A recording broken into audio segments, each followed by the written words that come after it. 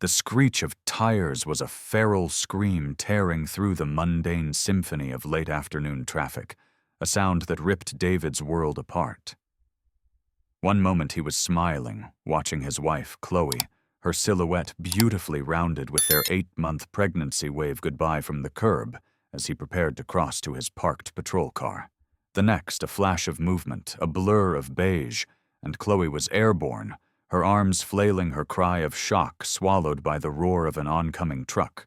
He saw a woman in a gaudy floral dress, Karen Henderson from their HOA, retract her hand, a smirk of malicious satisfaction on her face, as she muttered loud enough for him to hear, even above the sudden cacophony. "Some people are just too slow blocking the damn sidewalk." Time warped, stretching and compressing. David didn't think. He reacted. Years of training as captain of the state traffic enforcement kicked in, overriding the tidal wave of terror that threatened to drown him. He was moving before Chloe even hit the asphalt, vaulting over the hood of a startled motorist's car, his hand instinctively reaching for his radio, his voice a steel command cutting through the chaos. "All units, officer involved. Pedestrian struck, repeat. Pedestrian struck intersection of Oak and Main, suspect on scene. Shut down all approaches now." He saw Chloe a crumpled heap on the grimy road, terrifyingly still. The truck driver, his face a mask of horror, had slammed on his brakes, the massive vehicle jackknifing, missing her by inches that felt like miles. Horns blared a dissonant chorus of confusion and anger. But David heard none of it. His universe had narrowed to the fragile form of his wife and the unborn child she carried. He reached her side, his heart a jackhammer against his ribs. "Chloe, can you hear me? Don't move, baby, don't move." Her eyes fluttered open wide with pain and fear. A crimson stain was blooming on the pale blue of her maternity dress, high on her arm, where she'd hit the ground. "David," she gasped, her voice thin. She pushed me?" Her eyes darted towards Karen, who was now trying to nonchalantly edge away from the scene, her earlier smirk replaced by a flicker of what might have been alarm, or perhaps just annoyance at the disruption. A cold, lethal rage, utterly foreign to his usual calm demeanor, surged through David. He looked up, his gaze locking onto Karen. Traffic was already grinding to a halt, as his officers, responding with incredible speed, began to block the intersections. He rose a predator, uncoiling, and stalked towards her. Other pedestrians were pointing, shouting, their faces a mixture of shock and outrage. "Ma'am!" David's voice was dangerously quiet, each word laced with ice. "Stay right where you are." Karen Henderson, who had terrorized their quiet suburban HOA, with her petty tyrannies and iron-fisted enforcement of nonsensical rules, actually rolled her eyes. Oh, for heaven's sake, it was just a little nudge.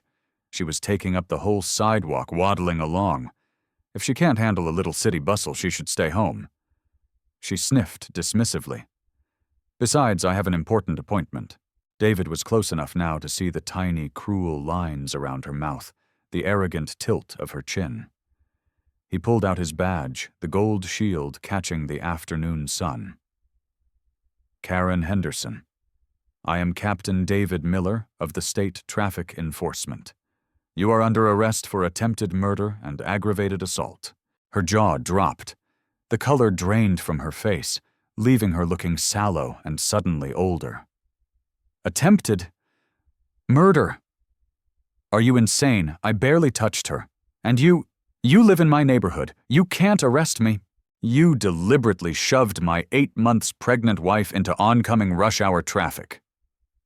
David bit out the words, tasting like ash in his mouth. "I saw you. Witnesses saw you. And that little nudge could have killed her and our child."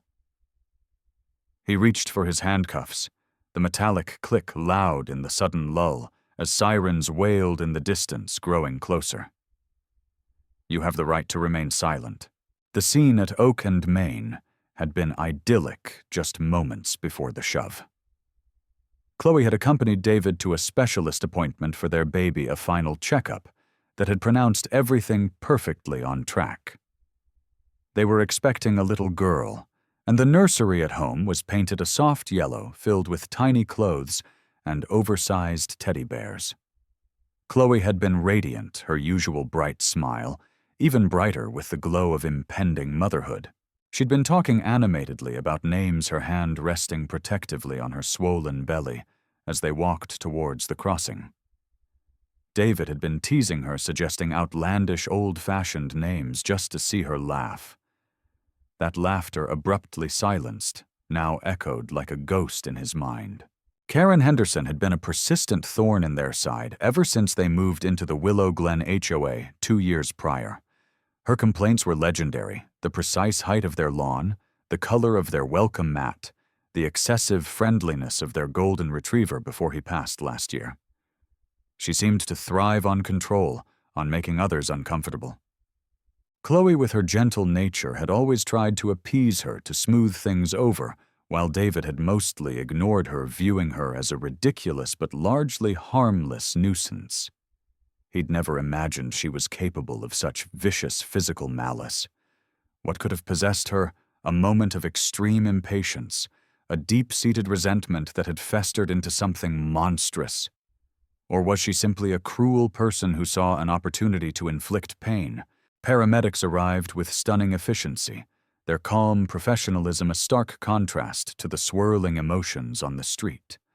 David watched his heart in his throat as they carefully assessed Chloe, immobilizing her on a backboard, their voices low and reassuring. The relief he felt when one of them gave him a brief, tight nod.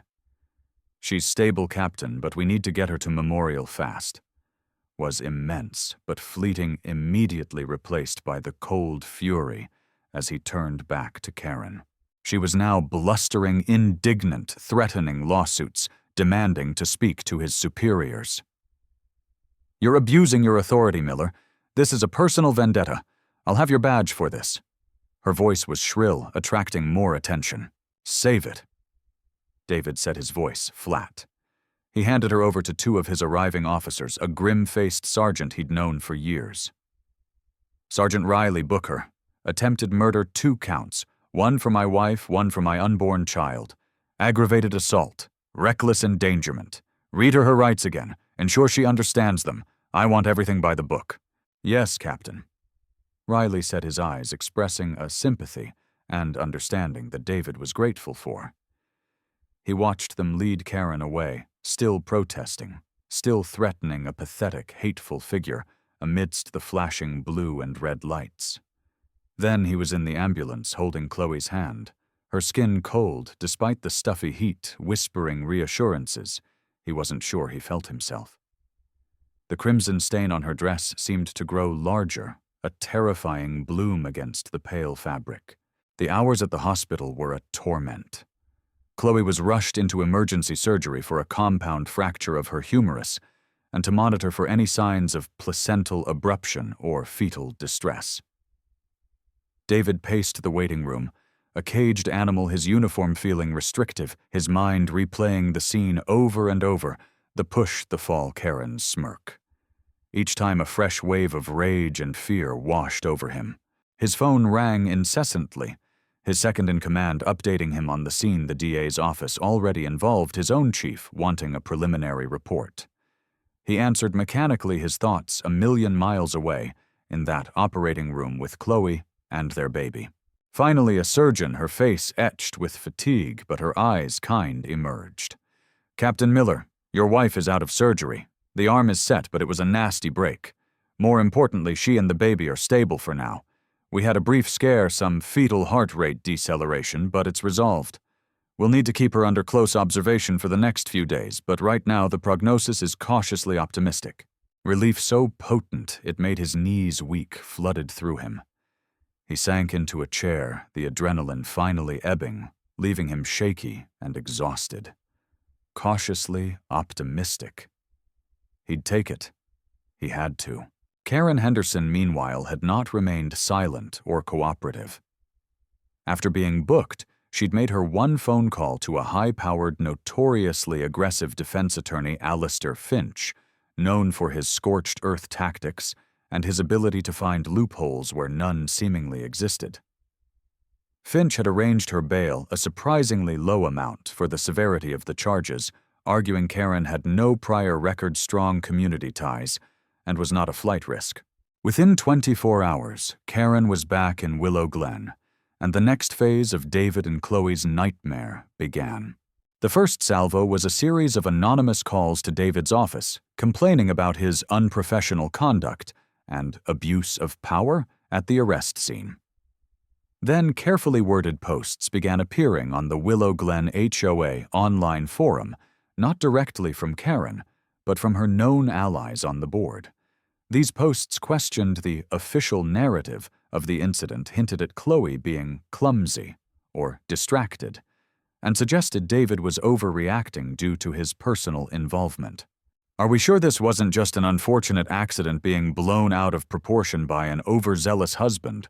one post subtly insinuated. Chloe, recovering at home after 3 agonizing days in the hospital, her arm in a heavy cast and her body aching, saw the posts. The color drained from her face. "They're trying to say I fell, that I'm making this up," she whispered, tears welling in her eyes. "They're trying to protect a monster, Chloe." David said, his voice tight with anger. "But it won't work. We have dozens of eyewitnesses. We have her on traffic camera footage making the push, though it's grainy. Her smirk, her words. People heard them." But Karen was relentless. The next escalation came in the form of a community safety alert circulated by the HOA, ostensibly about pedestrian awareness, but filled with passive-aggressive digs at individuals who obstruct pathways and fail to pay attention to their surroundings. It was clearly aimed at Chloe, a disgusting attempt to blame the victim. Then, more directly, a registered letter arrived from Alistair Finch, threatening a defamation lawsuit against David and Chloe if they continued to publicly disparage Karen Henderson by discussing the incident. "She shoves you into traffic, then tries to silence us." David felt his control fraying. This wasn't just about the law anymore. It was about a deliberate, malicious campaign to destroy their peace and Chloe's reputation. He saw the fear in Chloe's eyes, the way she flinched now when the doorbell rang, the way she insisted on keeping the curtains drawn. Karen's presence in the neighborhood, just a few streets away, was a constant, oppressive weight. Chloe started having nightmares, waking up screaming, reliving the fall, the screech of the truck. The HOA board, heavily influenced by Karen's remaining cronies and intimidated by her aggressive lawyer, announced a special community dialogue meeting to address recent tensions and ensure neighborhood harmony. David knew it was a trap, a platform for Karen to spin her narrative and further intimidate residents. He also knew they had to be there. Silence would be misconstrued as guilt. The strain was beginning to tell on David, too. He was juggling his demanding job caring for Chloe, dealing with the internal affairs inquiry Karen had predictably launched against him, which he knew would be dismissed, but was still a bureaucratic headache, and trying to shield Chloe from the worst of Karen's machinations. He felt like he was fighting a hydra. Cut off one head, and 2 more appeared. He needed something to break through Karen's wall of denial and her lawyer's obfuscations, something to show the community, and eventually the jury, the true depth of Karen's malice. The midpoint twist, the revelation that shifted the entire landscape of the case, came from an unexpected source, Sergeant Riley, the officer, who had taken Karen into custody. He'd been idly running Karen Henderson's name through some older, less frequently used databases during a quiet night shift, more out of a hunch than anything else. "Captain," Riley said, appearing at David's office door a few days before the scheduled HOA meeting, a sheaf of printouts in his hand, his expression grim. "You need to see this. It's not local. It's from about 10 years ago, different state, different name. Karen Henderson was Karen Browning back then." David took the papers. His eyes scanned the first page, a police report from a mid-sized city hundreds of miles away. The details made his blood run cold.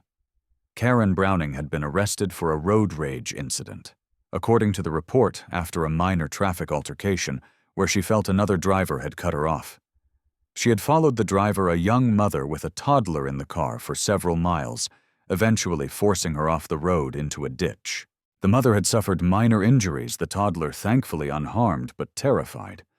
Karen Browning had been charged with reckless endangerment and assault. "What happened with this?" David asked, his voice hoarse. "That's the kicker," Riley said, pointing to another document. "Charges were dropped." Key witness, the victim, suddenly recanted. Her statement said she'd overreacted, couldn't be sure it was Browning's car. Rumor was Browning's then-husband, a man with some serious political connections in that state, pulled some strings. Made things go away. David stared at the report. This wasn't just an isolated incident of shocking violence from Karen. It was a pattern. A pattern of aggressive, dangerous behavior when she felt slighted or inconvenienced, and a pattern of escaping consequences. She hadn't just snapped when she pushed Chloe. She was a ticking time bomb who had exploded before and gotten away with it. This changed everything. It provided context motive beyond simple impatience. It painted a picture of someone with a profound disregard for the safety and well-being of others, someone who believed herself untouchable. Than this Alistair Finch. David mused aloud. He's known for aggressive tactics, but also for relying on his clients appearing sympathetic or misunderstood. This report, this history, shatters that image for Karen. There's more. "Sir," Riley continued, handing over another printout. "Multiple speeding violations under her previous name, a couple for reckless driving. Most of them dismissed or pleaded down to minor infractions. Someone was definitely looking out for her." This information was dynamite.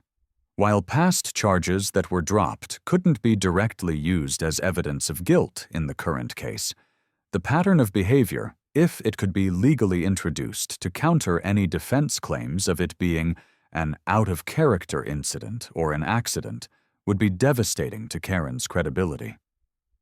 More immediately, it gave David leverage for the upcoming HOA meeting. Karen and her lawyer were expecting to control the narrative to paint her as the victim of a misunderstanding and David's personal vendetta. They wouldn't be expecting him to have unearthed her hidden past. "Riley, you're a godsend." David said, a grim smile touching his lips for the first time in days. "Get me everything you can on Karen Browning. Every ticket, every report, every connection her ex-husband had. We need to be careful how we use this, but Finch needs to know we have it." The air in the Willow Glen Community Clubhouse was thick with tension, a palpable miasma of anger, fear, and morbid curiosity. Nearly every household was represented. Karen Henderson sat at the front table with two of her staunchest allies on the HOA board, her lawyer, Alistair Finch, looking smug and unruffled beside her. She wore an expensive, conservative navy blue suit, her expression carefully schooled into one of concerned gravity, a far cry from the sneering malice David had witnessed. David and Chloe sat in the front row of the attendees. Chloe, her arm still in a sling beneath a loose shawl, looked pale, but resolute. Her obstetrician had advised against attending, but she had insisted. "I need to face her, David," she'd said.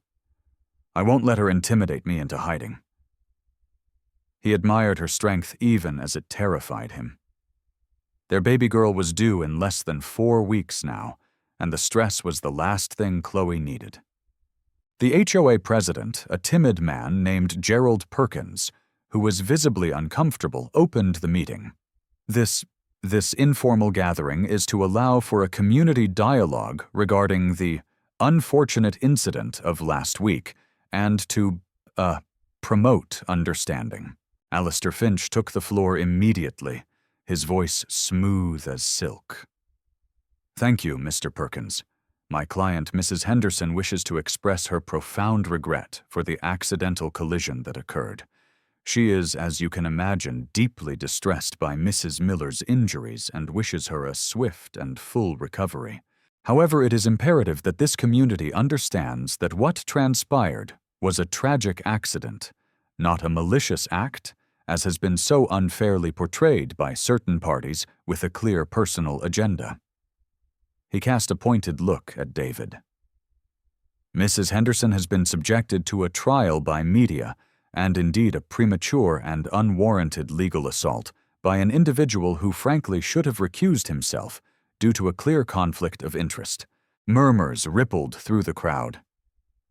Finch continued painting Karen as a civic-minded volunteer, a pillar of the community who had simply stumbled, perhaps jostling Mrs. Miller, who in her advanced state of pregnancy was understandably less stable.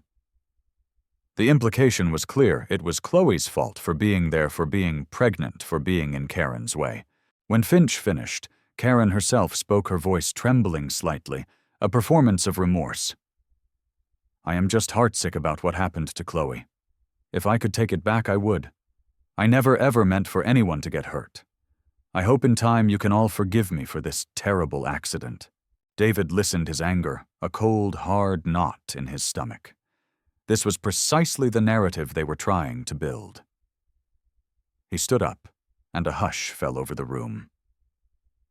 "Mr. Finch, Mrs. Henderson," he began, his voice calm, but carrying an undeniable edge of authority. There was no accidental collision. There was no stumble. My wife Chloe was deliberately and forcefully shoved from behind by Mrs. Henderson into oncoming peak hour traffic. There are over a dozen eyewitnesses who will testify to this. There is traffic camera footage that, while grainy, shows the act. Mrs. Henderson was heard by multiple people, myself included, to say, and I quote, "Some people are just too slow blocking the damn sidewalk," immediately after she pushed my wife. "Does that sound like someone heartsick over an accident?" Finch started to rise.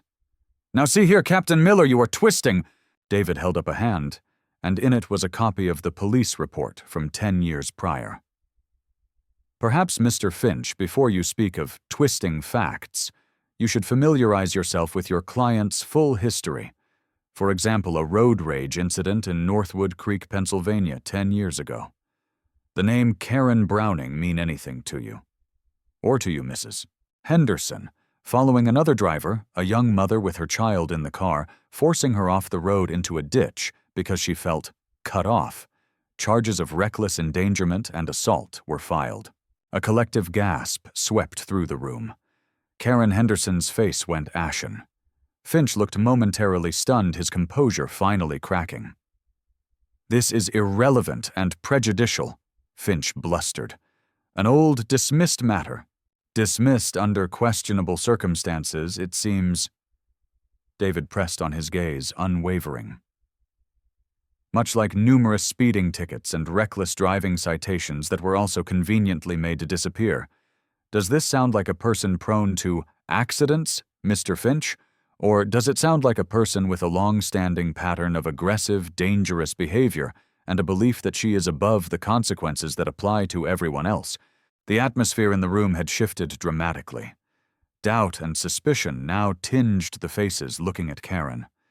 People started whispering, remembering other instances of Karen's aggression, her entitled demands. Chloe then spoke, her voice quiet but firm, amplified by a microphone someone passed to her. "She looked right at me before she pushed me. There was hate in her eyes. She knew I was pregnant. She didn't care." Tears streamed down Chloe's face, but she continued. "She almost killed me.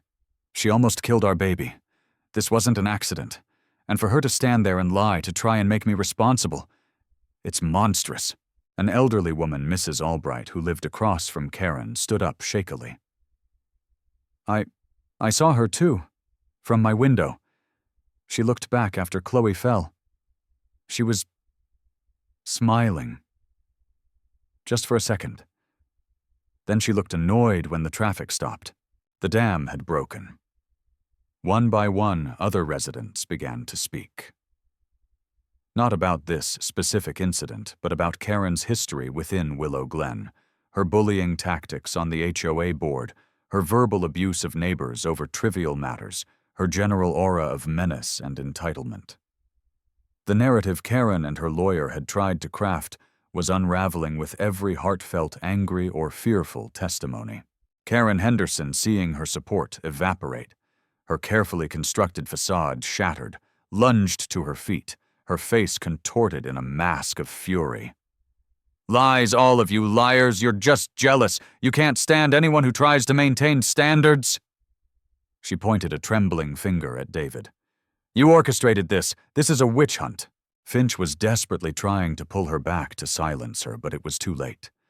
The community had seen the real Karen Henderson, not the victim, but the aggressor, the bully, the woman who had nearly killed one of their own and her unborn child, and felt nothing but contemptuous annoyance. The climax was her own self-immolation, her inability to maintain her composure under the weight of truth. Gerald Perkins, the HOA president, looking both terrified and grimly resolved, banged his gavel. "This meeting is adjourned, Mrs. Henderson. I suggest you and your counsel leave. The board will be considering its next steps regarding your position." Karen, sputtering with rage, was practically dragged from the room by a frantic Alistair Finch. The remaining residents looked at each other, a sense of shock slowly giving way to a grim solidarity. Justice, it seemed, was finally beginning to catch up with Karen Henderson. In the weeks that followed the disastrous HOA meeting, Karen Henderson's world rapidly crumbled. The HOA board, emboldened by the community's unified stance and armed with the revelations of her past conduct, voted unanimously to remove her from her position and initiated proceedings to have her formally censured, exploring options to even revoke her residency based on bylaws concerning endangering other residents, though that proved a more complex legal battle. Her few remaining allies on the board distanced themselves, unwilling to be associated with her toxicity. Alistair Finch, recognizing the public relations nightmare and the now significantly weakened defense, attempted to negotiate a plea bargain with the district attorney. The DA, however, pressured by public outrage and the sheer brutality of the crime, refused anything less than a guilty plea to a major felony with significant jail time. David, relieved of the HOA machinations, focused on the upcoming trial, and more importantly, on Chloe and the impending birth. The internal affairs complaint against him had been swiftly dismissed as baseless, with a commendation for his quick thinking in a crisis. Chloe, though still traumatized, drew strength from the community's support and David's unwavering love. She diligently attended her physical therapy, her determination to be strong for their baby overriding her pain. The trial of Karen Henderson was short but intense. Finch, with little to work with, attempted to argue diminished capacity due to stress, a desperate, flimsy defense that the jury saw through almost immediately.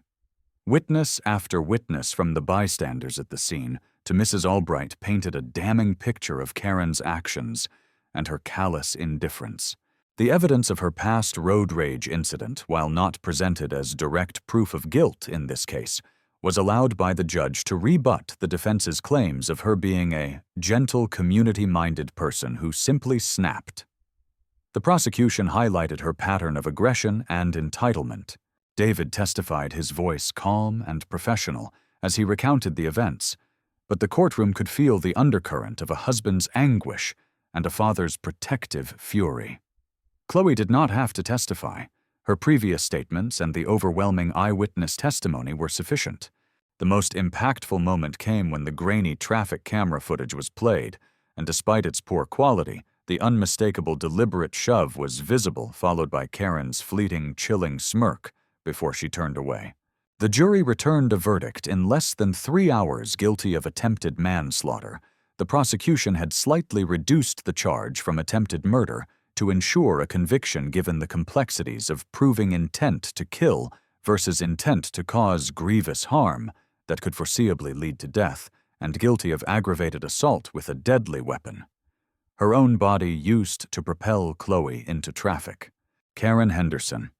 Her face a mask of disbelief swayed as the verdict was read. Sentencing was scheduled for a month later. During that month, Chloe gave birth to a healthy, beautiful baby girl. They named her Hope. holding his tiny daughter, watching Chloe cradle her with a fierce, tender love. David felt a profound sense of peace, mixed with the lingering ache of what they had endured. They had their miracle. At the sentencing hearing, the judge was scathing. "Mrs. Henderson," she said, her voice stern, "your actions on that day were not merely reckless. They were a profound betrayal of common decency and a shocking display of contempt for human life, particularly the life of a vulnerable pregnant woman and her unborn child. You have shown no genuine remorse, only self-pity and anger at being caught.